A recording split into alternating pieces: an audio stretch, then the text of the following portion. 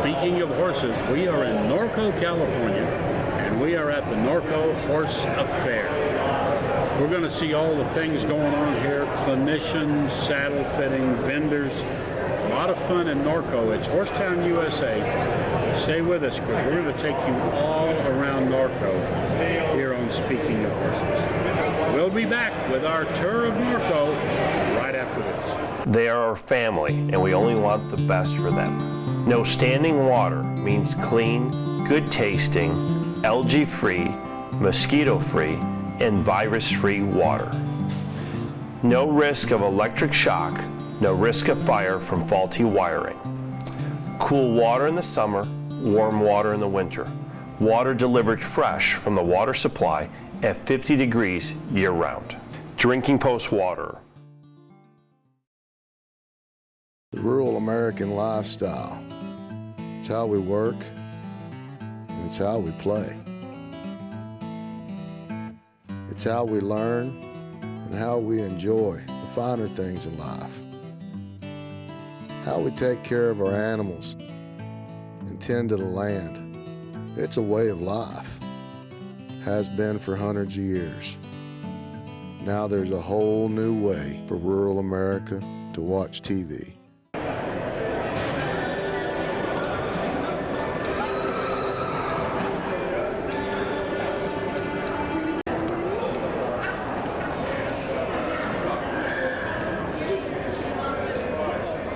My name's Chuck Morris. I live in Mariloma. I was born and raised on a ranch back in Missouri, and so I know all about guns, cattle, horses, and all that stuff. So I got to reading about a famous writer. His name was Louis L'Amour. Everybody knows him, so I'm thinking I can do that. So I started with my background and I started doing research. So I write Western fiction with frontier history woven in it. It's not all about history, but I gather a lot of information and I put it into books. I make stories out of it. And I don't put any junk in my book. It's just pure country, frontier history. Well, you actually gather a lot of factual data to support your stories. Correct. So that sounds, what book do you have in your hand there? This is my first book. It's a series. This is called Jack Montana. It's about an 8-year-old orphan boy who runs away from the orphanage, winds up on a ranch in Billings, Montana. Hey, this is Wayne Williams, Speaking of Horses. Here's just a touch of the competition going on here, which is ranch riding. They have a big ranch riding competition at the Norco Horse Affair, and we're going to take you over there right now, let you see a couple, 3 of the exhibitors showing off their skills in ranch riding. Let's watch.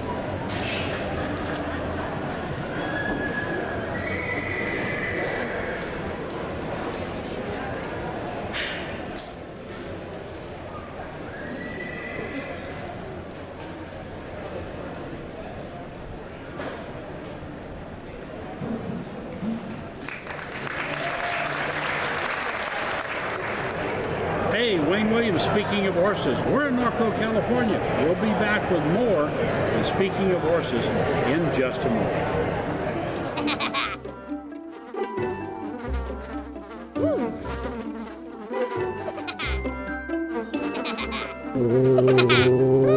Horses.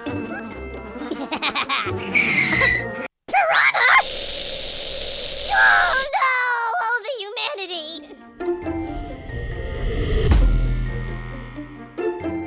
Oh, piranha. Welcome to the world of orange slow feeder, the longest lasting, highest quality slow feed net in the world. We currently have 12 different sizes, and we have anywhere from a small trailer net clear up to a 6x6 round bale or a 4x8 square bale net. And you can contact us at orangeslowfeeder.com. We also have a Facebook page, and we're at Pinterest, and we'll be on Twitter soon. Through 4-H, eventually then FFA, and just always had a natural passion for them. I went to college where I learned a lot about microorganisms, animals in general, and I didn't really know what I was going to do with my life. I had a passion for horses, I had a passion for keeping them healthy, all animals in general. I remember in college putting together little bags of samples, different supplements for my horses. And the feeling inside doing that was, I want to do better for my horses. I want them to have a healthy, happy life. And I want to have a little bit of control over that health and happiness. Fast forward to getting my first job out of college, I worked for a probiotics company. We sold not just probiotics, but antimicrobials as well. So I learned how to populate the gut, and I learned how to kill them, which was very beneficial to learn how to keep them alive. After 7 years in the probiotics industry, I started working for a supplement manufacturing company in the human industry. Both companies were on the human side. What that gave me was a very broad understanding of the raw material industry, which has been hugely beneficial bringing a probiotic supplement to the market. A lot of the companies that I have seen it went in reverse, and not having that background knowledge, I don't know how I could ever have come up with something beneficial for horses. We're still here in Norco Horse Affair. Brad is with me from Drinking Post Waterers. Now, we're happy to talk to Brad because we're happy to have an association with Speaking of Horses and Drinking Post Waterers. So, Brad, welcome to this event in Norco, and how are you doing? I'm doing well. How are you? Good. Well, how long have you been involved with Drinking Post now? It's been about 4 years. The company's really growing, isn't it? Yes, it really has. When I started out, we were working in the owner's garage. We were building all the drinking posts there. Since then, we've grown to about a 10,000 square foot warehouse. We've brought on dealers all over the country. We're all over North America. We have dealers in Canada. We just brought on a couple dealers in Denmark. So it's grown quite a bit. Oh, yeah. And I can remember Drinking Post has been sponsoring with Speaking of Horses for, I want to say 4 or 5 years now, but you know, it's grown tremendously in just this period of time. I've watched how it's taken off and how Mike, the owner, and you and everybody else has been involved in the growth, and how many of these waters, and it's a great concept for water, simple and works. Yeah, right? Absolutely, Yeah. So what's on the horizons? What's coming new, or can you tell us? You know what? We do have a couple of things that we're working on, but I'm not sure that I can tell you about them quite yet. But when it's as simple and as effective as Drinking Post is, you don't really want to mess with it too much. So any changes that we're thinking of making, we're going to go slow and steady and just see if we can make our great product even better. No, it's frost-free, never freezes, water, Yeah. 24/7, 365 days a year. Absolutely. No electricity needed. Correct. Clean, fresh water every time. Warm weather, cold weather, doesn't matter. That's true. And there's only, 3 or 4 moving parts? Yes, exactly. Yep. Yeah, we have a stop and drain valve that's connected to a stainless steel rod that runs all the way up to the paddle. So So stop and drain valve, stainless steel rod in the fill pipe up to the paddle. The horse pushes the paddle, that opens up this valve down here, the water flows up to the bowl. The horse drinks as much water as it can or needs to, and then all that water flows back down and it will drain out of the drinking post. That is it. The beautiful part is people started out just thinking about drinking posts as that never freezes without electricity Right. drinking fountain, so to speak, for your horse. Right.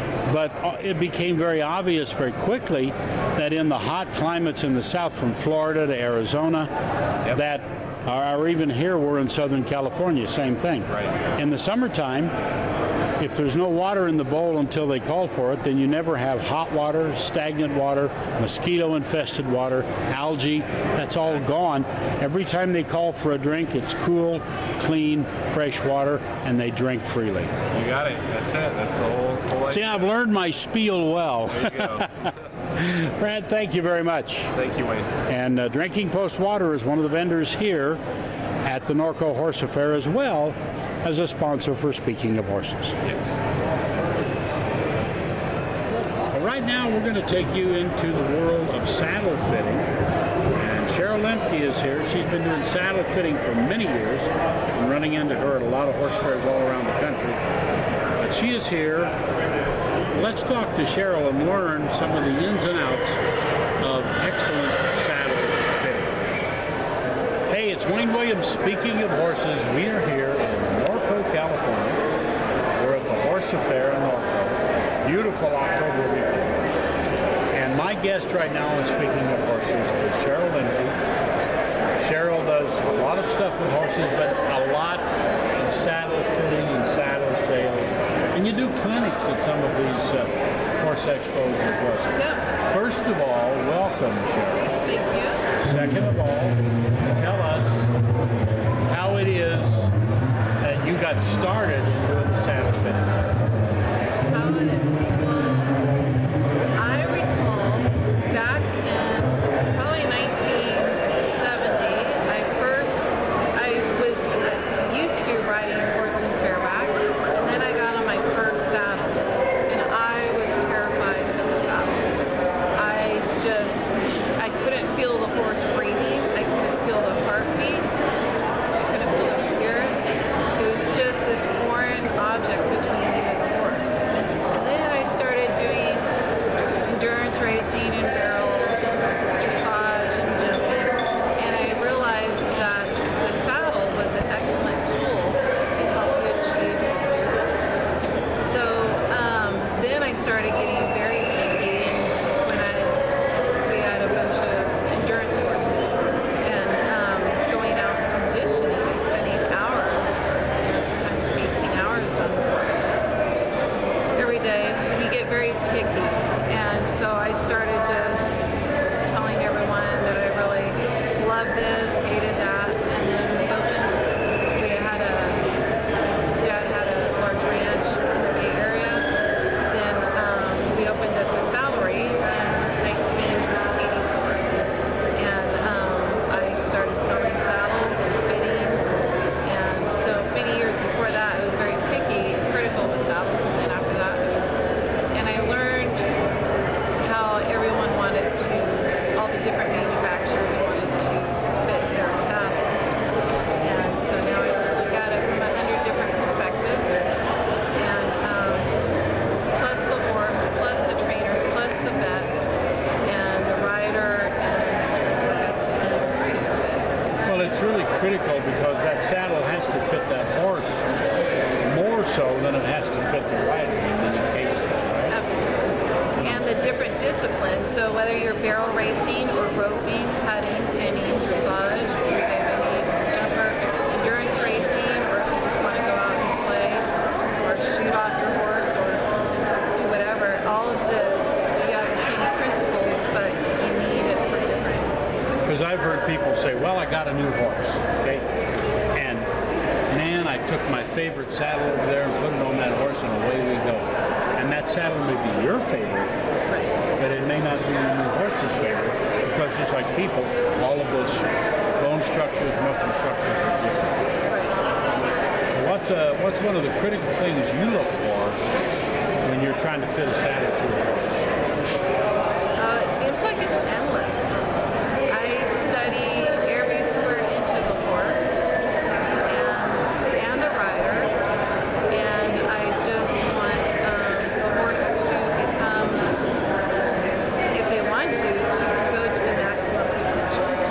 So you've got like pressure points from the horse for the You saddle. have the basic 12 points, and then, but I go beyond that. It seems like I start going over the withers, the middle of the back, the loin area, the ribs, and then I look at all the weak areas and find out where I can reinforce and support those areas and how to rehab the horse. And you just can't pad up to get away from that. You have to actually fit the saddle. Adding pads may or may not do it. Right, but I do like options, and there's different levels of saddle fitting, so you might need to start with basic, and then you could always go full custom, but at least you have backup options. Now let me ask you a question. If you're fitting a saddle for just hunt seat riding versus say for somebody that's going to be jumping or betting, they're going to be doing a lot of jumping, high jumps, fast, is there time? Are the pressure points that you're looking for or the fit different from a jumper than it is from say somebody riding just a hunt seat class? I would have to say it all depends on the horse and how the horse moves their ribs, their sternum, and the rider position, and everything. We can't just general say that every you need to fit a horse this way, every horse is going to be fitted. You have the basic rules, but you're going to need to be, it's like training. You have the basic principles of training a horse and conditioning, but you still take every horse and every rider as an individual, and you mold and shape your training pattern or your saddle fitting program to fit every single individual. Okay, so what you've got is you've got a horse, and you first apply the basic rules you're looking for. Absolutely. Then you start to fine tune them down to what applies just to that horse. And I had this done in my country. Good. And I basically ride Western, but it was like, if you want to know how it feels, get down on your hands and knees, put a Western saddle on your back, and then have somebody set and find out where those pressure points are and how much it bothers you when you move if the saddle's not fitted to your back. And obviously to a human's back it's really not going to be fitted. So you learn real quick that if that saddle doesn't fit and move it to the horse is not going to be happy. He's not going to give you a good trip or a ride. And it's not going to come out to your advantage. Right, and you try to relieve any pressure points, so you don't want any points. The other thing is there was a horse that was fitted properly by someone else, and they did everything technically correct, but then they wanted a saddle for me. So I fitted the horse, and then I applied my own concept, and then I gave her exercises, and the horse actually gained 3 inches of muscle in 3 days, and 8 inches in a month and a half of just muscle through the shoulder pockets and through the loin area, and he was just a powerhouse. The performance became spectacular. So there's guidelines that you want to go with, but you also, if the horse has a kissing spine or anything, something might be technically perfect and it doesn't work for that horse. You know, a lot of people know basics about the structure, muscle, and skeletal of a horse. I was always amazed that the skeleton where the vertebrae is here, and there's several inches above that of muscle and tissue that the spine is supporting it, but you've got all of that tissue and muscle between the actual hide of the horse and the backbone. And it's amazing how that supports the weight that you put on. Dr. Kerry Ridgway, I started endurance racing with him back in the 70s, and he was world famous, excellent surgeon and doctor, and he did the alternative medicine, but I would go out, and he stuck a needle that was like this long in the horse's back, and it was just was to get to the spine. Right. Yeah. Because the spinal prostheses were so long. Yeah. It's just, see, that amazes me. I know that that's the way it is. It just amazes me that that tissue and muscle on top of that spine can support all that. And that's what you're not necessarily irritating the spine itself and the bone. It's the muscle and the tissue and the tendons, everything. above that. But also the biomechanics. You want to look at, pay attention, because if the horse is getting dug underneath the cantle for the western saddle, you know, underneath the back there, he's going to elongate his back, rotate his pelvis, put out his hocks, and then he blows out his hocks. So you want to just make sure that horse can perform properly and or to their best ability, and then they could achieve greatness with you. I've seen a gorgeous stallion from Denmark. He was a Grand Prix horse, and from a bad fitting saddle, he got a pinched spine, his nerve, you know, his back, and he actually fell to the ground and he was shaking. It wasn't my saddle, but it did happen, and so they're just as sensitive as us. If we get a pinched, you know, something in our back, we won't be able to get up and go to work or ride. So how can you ask a horse to do something when they're in excruciating pain? It's the same thing, right? Because I know myself, and this is mainly due to aging now, but I get up in the morning, maybe my lower back's a little achy. Right. And because I'm traveling all the time and I'm in different beds, every bed's different. I get up and that bed didn't fit me quite right.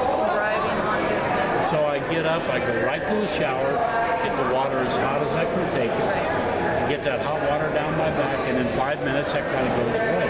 But if I had to function all day with that so-called catch in my back, it would not be pretty. I would not be on top of my game. Now, how would you like 200 pounds on your back? On top of that. Right. And that's what you're talking about. Right. Yeah. Right. So learning that plus applying the rehab and exercises and stretching and proper riding and correcting the rider's balance, because a lot of times they might be a little bit too much on their seat bone and they're not ultra center, or that throws off the center. So now if somebody wants to contact you about your expertise in saddle fitting, and says you have saddles for sale, you do the fitting, you make it all fit. Yeah, and I could reflock all brands. I've always been independent. No one's ever dictated on what I should do or how I should fit. So I literally definitely try to work as a team with a horse, with a rider. And You don't have this big corporate reflock. sponsor saying, push our saddle, push this. Right.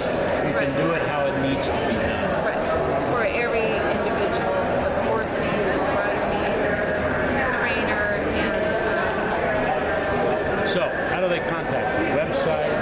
yeah, so Lemke Saddle Services, Inc. Or you could also look up Cheryl Lemke and Saddles. That's L-E-M-K-E. And it's S-H-E-R-Y-L. And I'm also on Facebook under Lemke Saddle Services. So Well, that's it for sure. Thank you very much.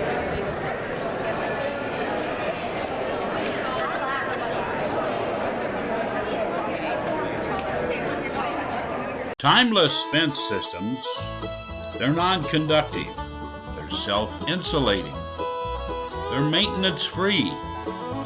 Beyond that, they're very easy to install. They'll last for years and years. Timeless fence systems. We at Speaking of Horses want to give a great big thank you to Total Equine for all your feed needs. And a big thank you to EquiAid. First aid for your horse should be in your tack box every day.